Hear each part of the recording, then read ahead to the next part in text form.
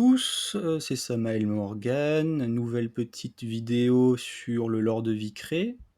Aujourd'hui avec un visuel incroyable. Nous sommes, sur mon Instagram. Abonnez-vous, je rends. Non, je vais donc parler d'une histoire secondaire que j'écris dessus, car sur mon Instagram, je poste, de temps en temps des histoires, secondaires qui servent à, densifier le lore de Vicré. Les histoires secondaires ne sont pas forcément des histoires qu'on va entendre directement parler dans la trame principale, donc avec Helios. Cependant, elles se déroulent dans le même univers, à des époques, plus ou moins, différentes. Donc aujourd'hui, on va parler de la première histoire secondaire, de mon compte Insta, celle, de l'extermination de vampires. Donc, c'est une histoire secondaire en quatre photos et ça se centre autour, d'une équipe, d'une équipe, heu, en mission pour aller exterminer, un vampire. Donc déjà, avant de rentrer plus en détail, dans cette histoire et des personnages, je dois vous parler de ce que c'est Allman. Allman, c'est, une organisation au niveau mondial qui, donc c'est une organisation gouvernementale dont l'objectif est de, protéger les civils de tout ce qui est, surnaturel. Comme donc, par exemple les entités, les démons, les monstres, ou les gens, qui ont découvert de la vie créée par hasard et qui, l'utilisent, à des mauvais usages, ce genre de choses. Et cette organisation est répartie en branches tout autour du globe.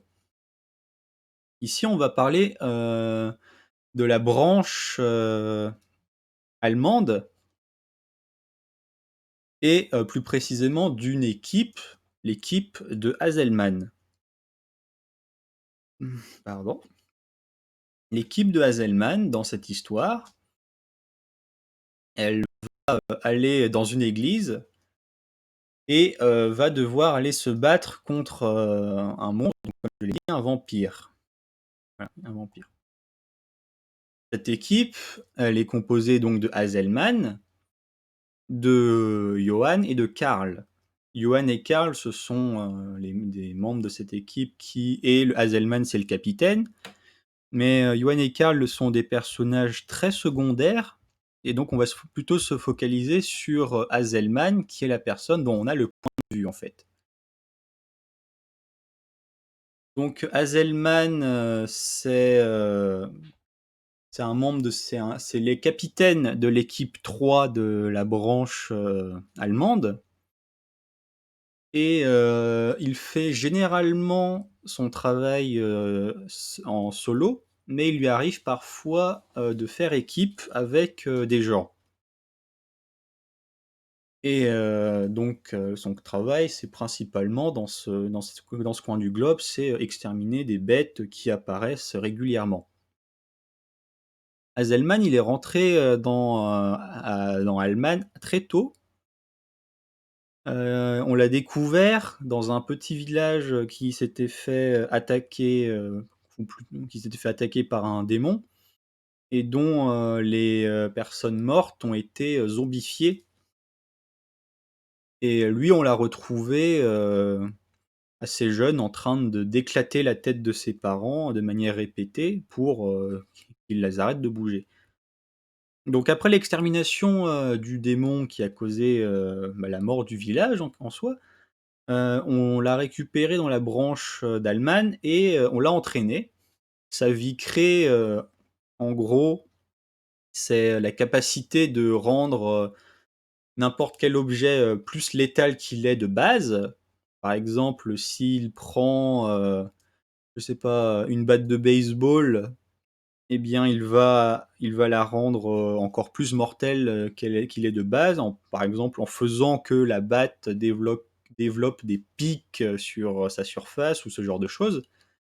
Ce qui fait qu'il est très, polyvalent au niveau, des usages des armes et ce qui fait aussi qu'il n'a pas d'armes, attitrées, quoi. Il, se bat avec ce qu'il trouve sur le terrain. Aussi Hazelman, point important, il a un petit surnom, on l'appelle le Maudit. Alors le Maudit pourquoi?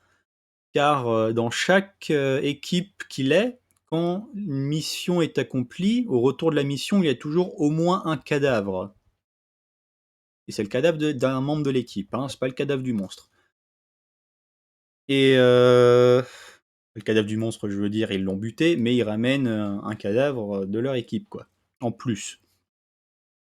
Ce qui fait qu'à force, qu'il fasse des missions et qu'on remarque ça, il a récupéré, ce surnom. Alors au début, on pensait que c'était, à cause de son zèle à vouloir, et son impulsivité à aller au combat contre des ennemis, même s'il n'était pas forcément en avantage. Mais avec le temps, ça a continué en fait et on a vraiment fini par vraiment penser qu'il était maudit quelque part. Le moment où on a vraiment, sacralisé son titre, c'était lors d'une expédition pour, aller, génocider une meute de loups-garous dans une forêt et à la suite de la mission, il, fut le seul à revenir de cette mission vivant et il est revenu en traînant les cadavres, de tous ses camarades morts au combat et lui, il avait vraiment une tête, bah, qui avait vu l'enfer, quoi. On sentait qu'il y avait que quelque chose s'était passé. Qu'est-ce qu'on peut rajouter d'autre sur lui? Il est assez, malgré le fait qu'il a, beaucoup de morts sur la conscience, il essaie quand même de garder un peu d'optimisme, mais il a vraiment l'impression que c'est une sorte de fatalité et qu'il est vraiment maudit, quoi et ce qui fait qu'il est de moins en moins, en équipe avec des gens et même de lui-même, en fait. Il essaie de garder une sorte de se forger, une aura, de rejet pour les autres, pour pas f que les autres veulent faire équipe avec lui. Donc voilà, on a fini cette vidéo et cette explication plus détaillée de l'histoire. Donc n'hésitez pas à, liker la vidéo, à la partager autour de vous. Aussi en commentaire si vous avez des questions par rapport à cette histoire, comme par exemple par rapport à Alman ou la vie créée d'Azelman plus précisément. Vous pouvez les marquer en commentaire, j'essaierai d'y répondre, si je pense à les voir. Et bah, je vous souhaite une bonne fin de journée et bah, un bon confinement, hein. Allez, salut!